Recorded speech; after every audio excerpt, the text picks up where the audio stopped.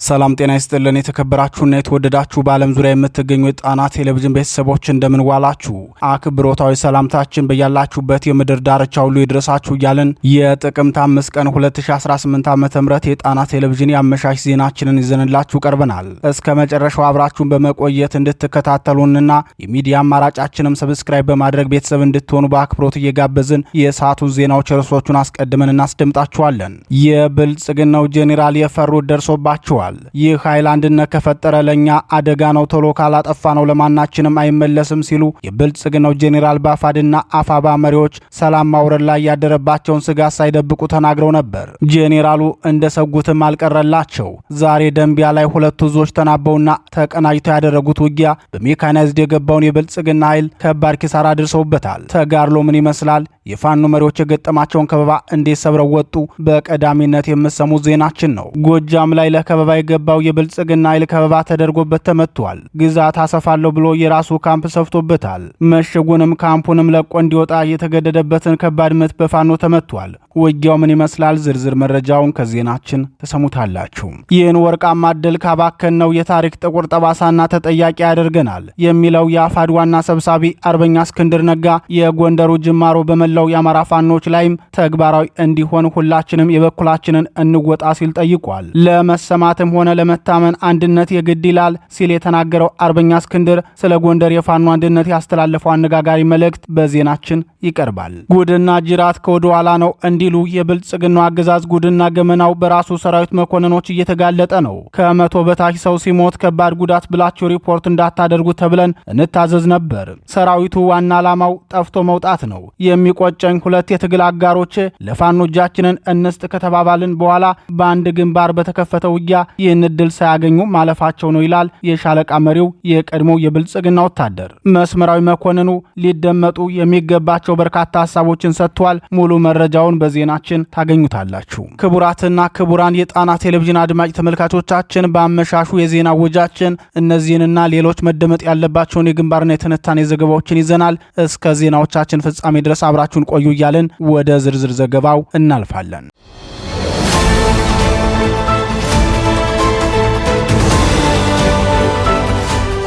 የአፋድና አፋባ የቅንጅት ውጊያ ታላቅ ድል አስመዘገበ። የአማራ ፋኖ ህዝባዊ ድርጅት ጎንደር ጠቅላይ ግዛት እዝና የአማራ ፋኖ ብሔራዊ ኃይል ደጃዝማች በላይ ዘለቀ ዛሬ በጎንደር ደንቢያ ከብልጽግናው ሰራዊት ጋር ያደረጉት የቅንጅት ውጊያ በድል ተቋጭቷል። ሁለቱ እዞች በሚንቀሳቀሱበት ቀጠና የቆየው የእርስ በርስ አለመተማመንና የጎንዮሽ ውጊያ ለብልጽግናው ሰራዊት አቅም ማጎልበት ምክንያት ሆኖም የቆየ ሲሆን በአገዛዙ ስምሬት የተሰጠውና በራሱ ተነሳሽነት ለዘርፊያ በሚወጣ ዘራፊ ኃይልም ቀጠናው ተራመስ መቆየቱ ይታወቃል። ይህንን የተረዱት የሁለቱም እዝ ሰራዊት አባላት መሪዎቻቸውን አስጨንቀው ባወረዱት የሰላም ስምምነት መሰረት በዛሬው ዕለት ጎንደር ደንቢያ አውራጃም ከብልጽግናው ሰራዊት ጋር ብርቱ ትንቅንቅ በማድረግ የጋራ ድል አስመዝግበዋል። የሁለቱ እዝ ሰራዊትና መሪዎች እርስ በርስ መግባባት መጀመሩና ሰላም መውረዱ ያስጨነቀው የብልጽግናው ሰራዊትም በሁለት አቅጣጫ ገብቶ ከበባ ለመፈጸም ሞክሮ ነበር። ዙ 23 ሞርተርና ዲሽቃን ጨምሮ በርካታ ሜካናይዝድ መሳሪያን ይዞም ወደ ፋኖ መሪዎች ገብቶ ነበር። ሆኖም አስቀድሞ ቢሆን የውጊያ ችግር የሌለበት የፋኖ ሰራዊት በመሪዎቹ አንድ መሆን የመዋጋት አቅሙና ሞራሉን ስላሳደገም የመጣብን ጥላት በሚገባ ቀጥተን መልሰናል ሲሉም የዕለቱን የቅንጅት ተጋድሎ ገልጸውታል። የአፋድ ጎንደር ጠቅላይ ግዛት እዝ እና አፋባ ደጃዝማች በላይ ዘለቀ እዝ መሪዎች ለቀናት የወሰደው ውይይት ሲያደርጉ ከሰነበቱ በኋላ አንድነታቸውን ማብሰራቸው ብልጽግናውን በክፉ አስጨንቁታል። ለዚህም ትናንት ምሽት የሁለቱ ፋኖች ሰላም መውረድ ከተሰማ በኋላም በጀነራል ብርሃኑ በቀለ በዳዳ የሚመራው ሰሜን ምዕራብ እዝና የጎንደር ቀጠና ኮማንድ ፖስት አስቸኳይ ስብሰባም ተቀምጦ ነበር። ስብሰባው የተካሄደው የፋኖ መሪዎቹ ይገኙበታል ተብሎ በታሰበው አካባቢ የብልጽግናው ሰራዊት ከበባ እንዲያደርግም ከታዘዘ በኋላ ሲሆን ይህ ቡድን አንድነት ከፈጠረም አደገኛ ኃይል ነው፣ በፍጥነት ልንደመሰው ይገባል የሚል መመሪያ ጀነራሉ ማሳለፋቸውን የጣና ቴሌቪዥን ምንጮች ገልጸዋል። በቀጠናው የሚንቀሳቀሱት ሁለቱ አደረጃጀቶች ንግግር ሲያደርጉበት ወደ ሰነበቱት ቀጠና ለከበባ የገባው የብልጽግናው ሰራዊትም አዳሩን ተጉዞ ውጊያ ከፍቶ ነበር። ውጊያው ጠንከር ያለ እንደነበር የገለጹት ምንጮቻችን የመንግስት ሰራዊት በድኩል አርባ በኩል ከድርጌ የመጣ ኃይልና ከሻውራ በአጸደ ማርያም በኩል ገብቶ ውጊያ ቢከፍትም ከፍተኛ ሰዋዊና ቁሳዊ ውድመት አስተናግዷል ብለዋል። ቦታው ላይ እንዲዋጋ የተጠኑ መረጃዎችን ይዞ የገባው የብልጽግናው ሰራዊት ከኋላ በአዛዦቹ በኩል እንዲያፈገፍግ ከበባ እንዲያጠብና ስምሪቱን በስኬት እንዲወጣ ጫና ቢደረግበትም በፋኖ በኩል ከፊትም ከኋላም በተደረገበት ውጊያ መልሶ ከበባ ውስጥ ገብቶም ጉዳት ማስተናገዱን ገልጸዋል። በደረሰው ጥቃት የብልጽግናው ሰራዊት የተጎዱ የሰራዊት አባሎችን ለማንሳት እንኳን እንዳልቻሉ በተገለጸበት በዚህ ውጊያም በአዛዦቹ በኩል ወደፊት ግፉ የሚል ትዕዛዝ ብቻ ይሰጥ እንደነበር ወታደራዊ ምንጮቻችን መረጃውን አድርሰዋል። ሆኖም የፋኖ ብርቱ ምት ከፍተኛ ጉዳት አድርሶበታል። በፋኖ በኩል የደረሰ መጠነኛ ጉዳት መድረሱን የደረሰን መረጃ ያመላክታል።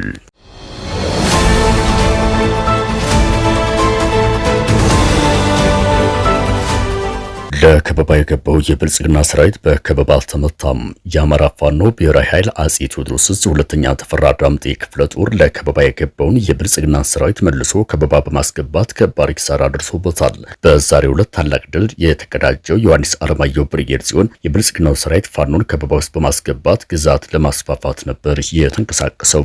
የብልጽግና ሰራዊት ከዋና ካምፕ ወጥቶ ደም ድንጋይ ወደ ተባለ ቀበሌ ተንቀሳቅሶ እንደነበር የገለጸው የክፍለ ጦሩ ቃል አቀባይ ክፍል ዮሐንስ አለማየሁ ብርጌድ አባላት የወሰዱት ፈጣን ማጥቃት የብልጽግናውን ሰራዊት ከፍተኛ ኪሳራ አድርሶበታል። ቃል አቀባይ ክፍሉ ስለተጋድለው ሲገልጽም ቦታ ለማስፋት ሄደው የጥላት ሰራዊት እየተባረረ ባለበት ወቅት በዜጋንስ አቅጣጫ እስከ ሃይስኩል ያለውን ኃይል ደግሞ እያባረሩ ወደ ካምፑ መሰብሰብ ተችሏል። ቀድሞ የገባውን ኃይል ለማገዝ ከአዴት ወርሮ ወደ ገራገራ አቅጣጫ የመጣውን ደግሞ ጉርጅ ባርክ የተባለ ቦታ ላይ በደፈጣ ጥቃት እርምጃ ተወስዶበታል ብሏል። መላው የአማራ ክልል መሬት ለብልጽግናው ሰራዊት የመምቻና የመሞቻ ቀጠና የሆነበት መሆኑን የገለጸው የሁለተኛ ተፈራ ዳምጤ ክፍለ ጦር ቃል አቀባይ ክፍል በዛሬው ተጋድሏችንም 8 የብልጽግና መከላከያ አባላት እርምጃ ሲወሰድባቸው 5ቱ ከባድ ጉዳት ደርሶባቸዋል ሲል አስታውቋል። ከአዲስ ዓመት ጀምሮ የአማራ ክልል እያንዳንዷ ቀበሌና ጎጥ ለብልጽግናው ሰራዊት የእግር እሳት ሆኖበታል። ይህን ተከትሎም በርካታ የስርዓቱ ሰራዊትና የሚሊሻ አባላት የብልጽግናውን ካምፕ እየጣለና ትጥቁን እያንጠለጠለ ፋኖን እየተቀላቀለ ነው። በዛሬው ዕለትም 7 የሚሊሻ አባላት ከነሙሉ ትጥቃቸው ፋኖን ተቀላቅለዋል ሲል የአፋብኃ አጼ ቴዎድሮስ ዕዝ ቃል አቀባይ ክፍል ገልጿል። ይህ በእንዲህ እንዳለ የአማራ ፋኖ ብሔራዊ ኃይል አጼ ምኒልክ ዕዝ ንጉስ ሚካኤል ክፍለ ጦር የቦረና ወረዳ ዋና ከተማ ገነትን ነጻ ማውጣቱን አስታውቋል። ያለፉትን 3 ሳምንታት በብርቱ ተጋድሎ ላይ የሚገኘው እዙ ታሪካዊቷን ከተማ የሆነችውን ገነትን የተቆጣጠረው የንጉስ ሚካኤል ኮር ከተለያዩ ሀዶች በተውጣጣ ኃይል መሆኑን የእዙ ቃል አቀባይ ክፍል አስታውቋል። ፋኖ ከተማን ሲቆጣጠር የባዴን አድማ ብተናና ሚሊሻ አዛዦችን ጨምሮ የብልጽግናውን ሰራዊት መስመራዊ መኮንኖችና የሰራዊቱ አባላት ለፋኖ እጃቸውን መስጠታቸውን የደረሰን መረጃ ያመላክታል። ከቀናት በፊት በዚሁ ምዕራብ ወሎ ዞን ደንሳ ከተማን ፋኖ ነጻ ባወጣበት ዕለት የባዴን አድማ ብተና 22ኛ ሻለቃ አዛዡን ጨምሮ በርካታ የጥምር ጦሩ መስመራዊ መኮንኖች ላይ ፋኖ እርምጃ መውሰዱን አስታውቋል።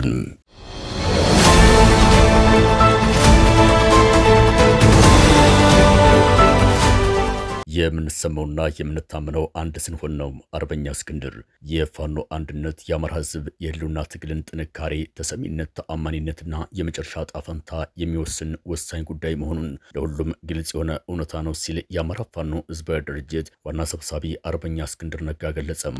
የአማራ የህልውና ትግል ጠባብ የፖለቲካ ጥያቄዎችን ለማስፈጸም የሚደረግ ትግል አይደለም ሲል መልእክቱን የገለጸው አርበኛ እስክንድር ለአማራ ሕዝብ የጄኖሳይድ የህልውና አደጋ ምንጭ ሆኖ የተገኘው ዘረኛው ህገ መንግስት እንደመሆኑ መጠን ዓላማና ግቡም አሁን ያለውን ዘረኛ ስርዓት ነቅሎ በአዲስ ህገ መንግስታዊ ስርዓት መተካት ነው። ከዚህ አኳያ ስለ ህገ መንግስት ጉዳዮች ዓለም አቀፋዊ መሪዎችና መለኪያዎች ባሉበት ዘመን የምንኖር እንደመሆናችን መጠን ለፋኖ አንድነት መሰረት የሚሆኑትን መሪዎች በአብዛኛው ተሰርተው ያለቁ ናቸው። እንደ አዲስ ተሰርተው ስምምነት የሚያስፈልጋቸው ጉዳዮች በቁጥር ቀላል የሆኑ ናቸው ብሏል። የአማራ ፋኖ ወደ አንድ እንዳይመጣ የፋኖ መሪዎች በታሪክ የሚያስወቅሳቸው ድክመታቸው መሆኑን የገለጸው አርበኛ እስክንድር አክሎም መልካም ነገር ከሚቀር ረፍዶም ቢሆን መሆኑ ሰናይ ነው እንደሚባለውም አብዛኞቻችን የፋኖ መሪዎች በታሪክ ተጠያቂነት እንዳለብን ከተገነዘብን ውለን አድረናል። በሁሉም ወገን ይበል የሚያሰኙ ጅማሮችም አሉ።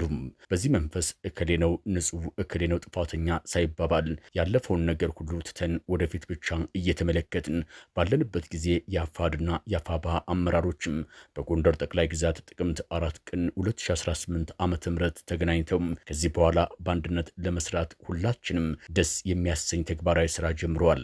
መላው የአማራ ህዝብና የኢትዮጵያ ህዝብ እንኳን ደስ አላችሁም በማለትም ጎንደር ላይ የተፈጠረው አንድነት ለሁሉም አማራ ትልቅም ደስታ መሆኑን ተናግሯል።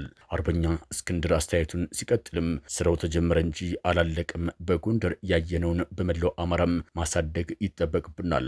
በዚህ ረገድ የተጀመሩ የአንድነት ስራዎች ይበልጥ ተጠናክረው እንዲቀጥሉም ጥሪያችንን እናቀርባለን። ዘረኛው ስርዓት በቀዳሚነት አማራን ለጅምላ ማንነት ተኮር ፍረጃም፣ ጥላቻ፣ መገለል፣ መፈናቀልና ጭፍጨፋ ሰለባ ቢያደርግም መርዝነቱ ግን ለመላው ኢትዮጵያዊ ነው።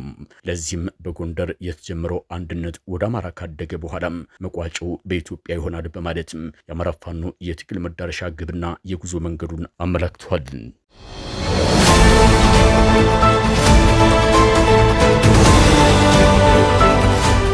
ከባድ ጉዳት ደረሰብን የምንለው ከ100 በላይ ሲጎዳብን ነው። አዛዡ የብልጽግና ሰራዊት ሰሜን ምስራቅ እዝ 61ኛ ክፍለ ጦር 3ኛ ሻለቃ ምክትል አዛዡ ፋኖን ተቀላቅሏል። መስመራዊ መኮንኑ ፋኖን የተቀላቀለው የመንግስት ዓላማ ህዝብን መጨረስ መሆኑን በሚገባ ስለተረዳው ነው ሲል ተናግሯል።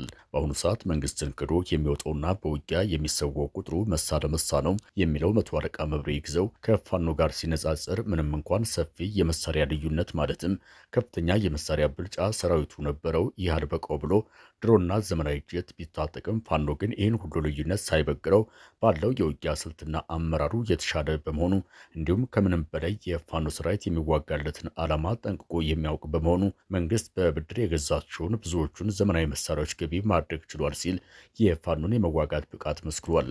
መቶ አለቃ መብሬ ከመረብ ሚዲያ ጋር ባደረገው ቃለ ምልልስ የመንግስት ሰራዊት የተሸነፈው ትጥቅ ስላልታጠቀ አይደለም፣ ትጥቅ በመታጠቅማ በአፍሪካ ቀንድ ማንም የማይወዳደረው ትጥቅ ታጥቋል። ነገር ግን የውጊያ ስልት ከሌለ የምትዋጋለት ዓላማ ከሌለ እና የህዝብ ድጋፍ ካጣ ወላድሩን ወላ ሚሳኤል ብትታጠቅ ውጊያው ላይ ምንም መፍጠር አትችልም።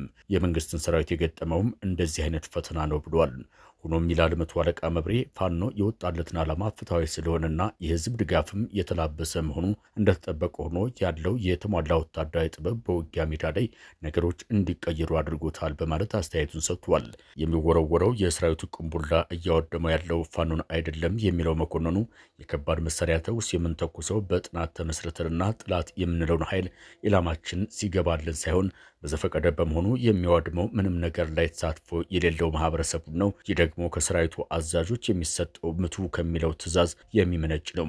እናም ድርጊቱ አማራን የማጥፋት ስራ ነው። ይህን የመንግስትን ክፉ ዓላማ ስንረዳ እኔን ጨምሮ ሌሎች በርካታ የሰራዊቱ አባላትና የታችኛው አመራር ፋኖን ልንቀላቀል ወደናል ብሏል።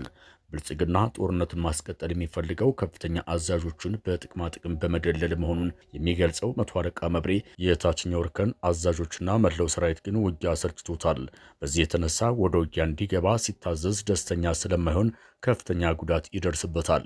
በእኛ ግምገማ ከፍተኛ ጉዳት ደረሰብን ብለን ሪፖርት የምናደርገው ከ100 በላይ ኃይል ሲሞትብን ነው።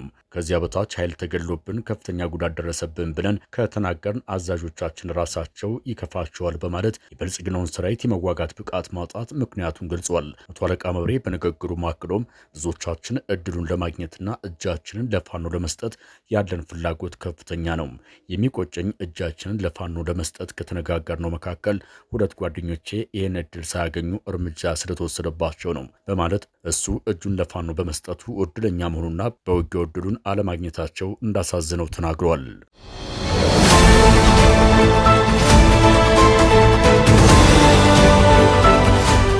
ክቡራትና ክቡራን የአመሻሽ ዜናችን የተከታተላችሁትን ይመስል ነበር። በምሽቱ ዜና ወጃችን እስከምንገናኝ በዚሁ ተሰናበትን። ጤና ይስጥልን።